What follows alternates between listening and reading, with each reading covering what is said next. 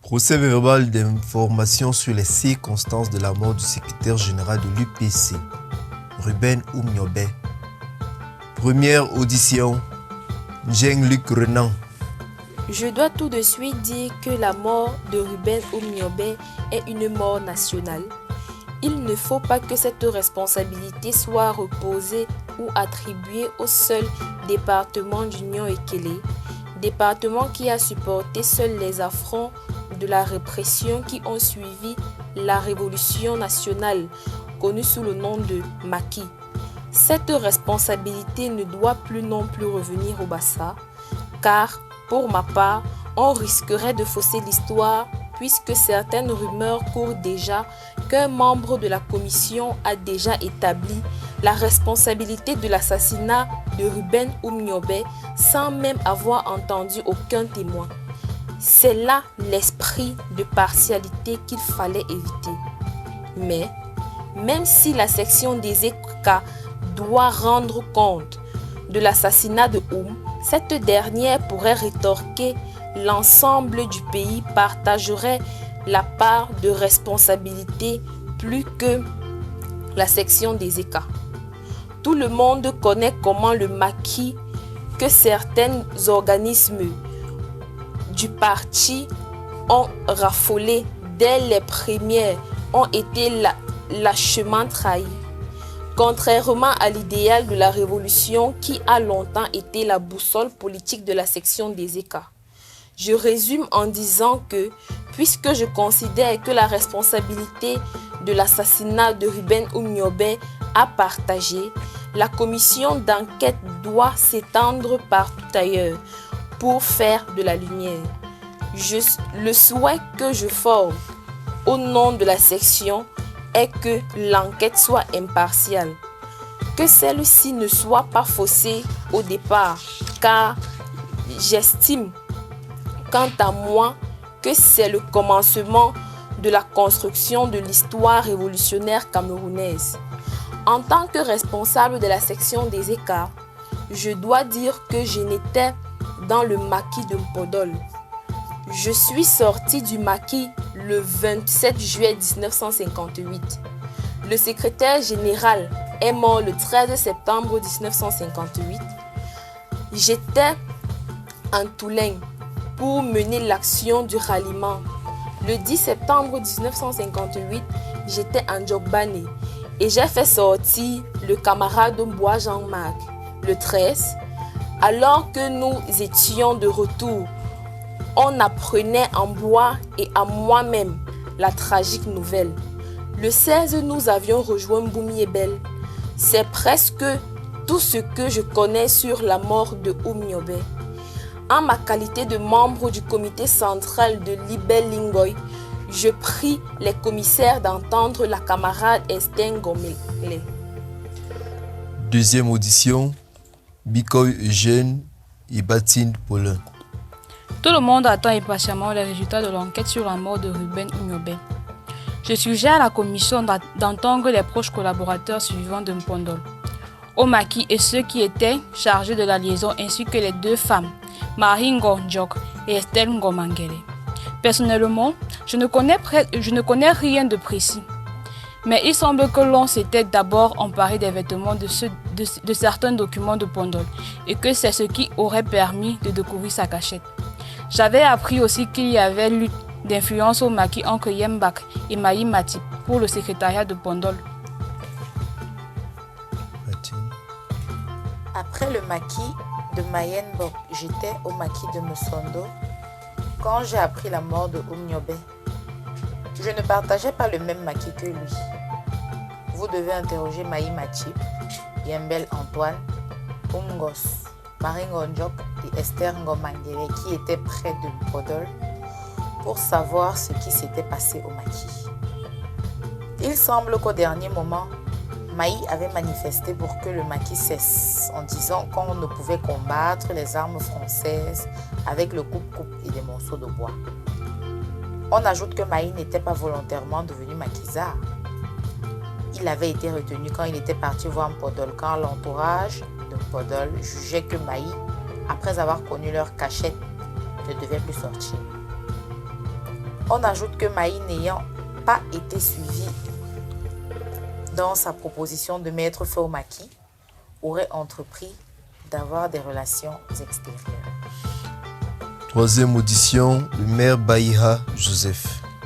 La mort de Oumniobe me touche beaucoup à cœur, car un grand leader comme celui-là ne devait pas mourir comme une poule. Et certains d'entre nous se posent la question de savoir d'où est venue la cause de la mort de notre secrétaire général. Est-ce une trahison de l'extérieur ou l'intérieur du maquis? Je vous signale en outre que si vous ne faites pas attention, la commission risque de rendre bredouille, car beaucoup de propagande a été faite ici pour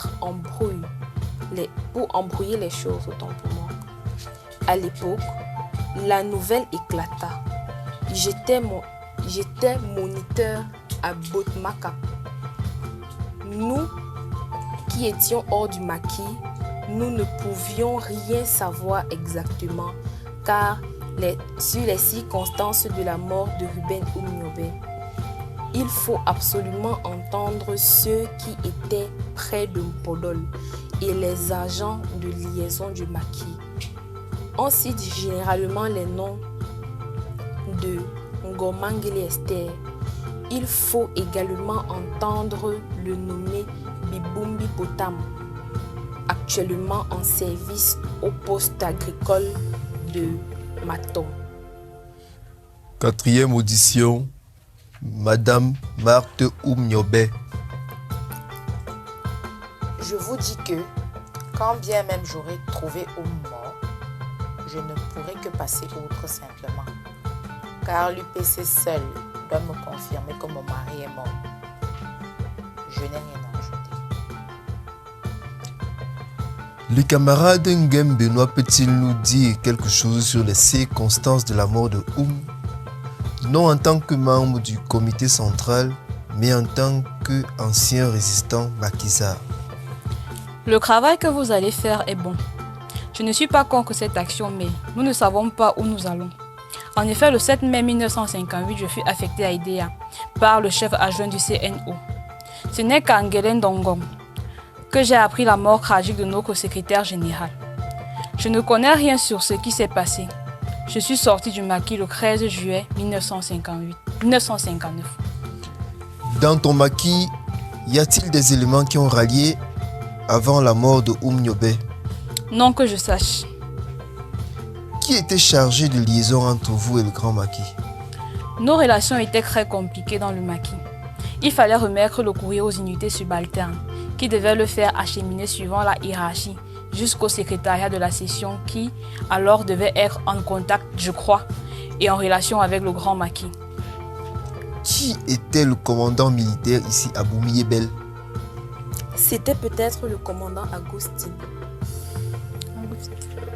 Après l'audition des camarades de Boumiyebel, la commission s'est transportée jusqu'à Libel-Lingoy pour entendre les principaux témoins.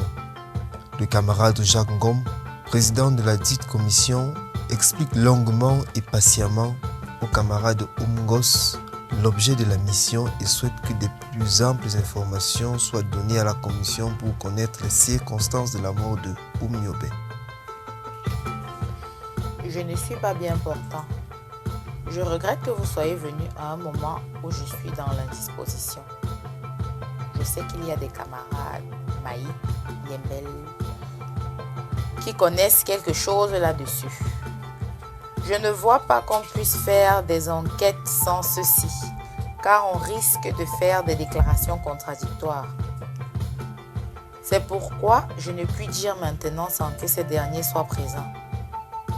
D'autre part, je dois signaler que le camarade Essombe Calvin, Dika Akwa, Ekwe Samuel et Maleb Calvin ont tenté de percer ce secret.